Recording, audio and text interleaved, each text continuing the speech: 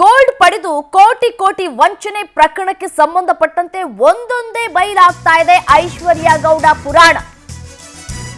ನಾನು ಆಗ್ಲೇ ಹೇಳಿದಾಗೆ ಸದ್ಯಕ್ಕೆ ಈ ಒಂದು ಪ್ರಕರಣ ಎಲ್ಲಿಗೆ ಹೋಗಿ ತಲುಪುತ್ತೋ ಅನ್ನೋದೇ ಕೂಡ ಯಕ್ಷ ಪ್ರಶ್ನೆಯಾಗಿದೆ. ವಂಚಕಿ ಐಶ್ವರ್ಯ ಗೌಡ ವಿರುದ್ಧ ಮತ್ತೊಂದು ದೂರು ದಾಖಲಾಗಿದೆ. ಮಂಡ್ಯದ ಪೂರ್ವ ಪೊಲೀಸ್ ಠಾಣೆಯಲ್ಲಿ ಪ್ರಕರಣ ಜರುಗಿರುವಂತದ್ದು.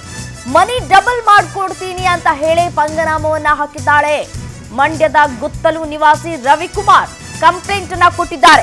ಸುಮಾರು 40 ಲಕ್ಷ ರೂಪಾಯಿ ವಂಚನೆ ಮಾಡಿದ್ದಾಗಿ ಆರೋಪ ಕೇಳಿಬಂದಿದೆ. ಹಣ ಡಬಲ್ ಮಾಡ್ಕೊಡ್ತೀನಿ ಅಂತ ಹೇಳಿ ಆಸೆಯನ್ನ ಹುಟ್ಟಿಸಿದ್ದಾಳೆ ವಂಚಕಿ. ಮನೆ ಅಡ ಇಟ್ಟು ಹಣವನ್ನ ಕೊಟ್ಟಿದ್ದಾಗಿ ರವಿಕುಮಾರ್ ಆರೋಪವನ್ನ ಮಾಡಿದ್ದಾರೆ. 3-4 ವರ್ಷಗಳಿಂದ ವಾಪಸ್ ಕೊಡದೆ ಐಶ್ವರ್ಯ ಮೋಸ ಮಾಡಿದ್ದಾಳೆ ಅಂತ ಹೇಳಿ ಮಂಡ್ಯದಲ್ಲಿ ಇನ್ನೂ ಅನೇಕರಿಗೆ ಆಭರಣವನ್ನ ತೆಗೆದುಕೊಂಡು ವಂಚನೆ ಮಾಡಿದ್ದಾಳೆ ಐಶ್ವರ್ಯ ಗೌಡ ಅನ್ನೋದು ದೂರಿನಲ್ಲಿ ಉಲ್ಲೇಖವನ್ನ ಮಾಡಲಾಗಿರುವಂಥದ್ದು. ಅವರು ನಮಗೆ ನವ್ಯಶ್ರೀ ಅಂತ ಇದ್ರು ಕಿರ್ಗಾಂದೂರಿಂದ. ಅವರು ನಮಗೆ ದುಡ್ಡು ಕೊಡ್ತೀನಿ ಅಂತೇಳಿ ಡಬಲ್ ದುಡ್ಡು ಮಾಡ್ತೀನಿ ಅಂತೇಳಿ ನಮ್ಮ ಮನೆ ಮೇಲೆ ಹಣ ಇಟ್ಟಿಸಿ ತೊಗೊಂಡಿದ್ದಾರೆ. ನಾವು ಹುಡುಕಿ ಸಾಕಾಯಿತು. ಮನೆ ತೆಗೆಲ್ಲ ಹೋದೋ ಸತ್ತು ಕೇಳಲಿಲ್ಲ. ಅವರು ಕೇಳಿ ಸಾಕಾಯಿತು. ಮತ್ತೆ ನಮಗೆ ಅವ್ರು ಅವತ್ತಿಂದ ಫ್ರೂ ಸಿಗಲಿಲ್ಲ. ನಾವು ಯಾವುದೇ ಹಣ ಕೊಟ್ಟಿರೋದಕ್ಕೂ ಫ್ರೂ ಇಲ್ಲ. ಅಂದರೆ ಏನಾಗಿದೆ, ಬೈ ಕ್ಯಾಶ್ ಕೊಟ್ಟಿರೋದಲ್ಲ ಬ್ಯಾಂಕಿಂದ ಸಾಲ ಮಾಡಿ.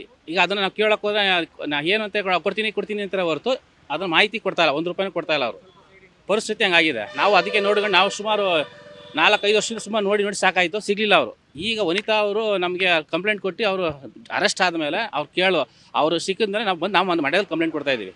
ಯಾಕೆ ನಮ್ಮ ದುಡ್ಡು ಕೇಳಿ ಮನೆ ಹತ್ರ ಹೋಗಿ ಸಾಕಾಯಿತು.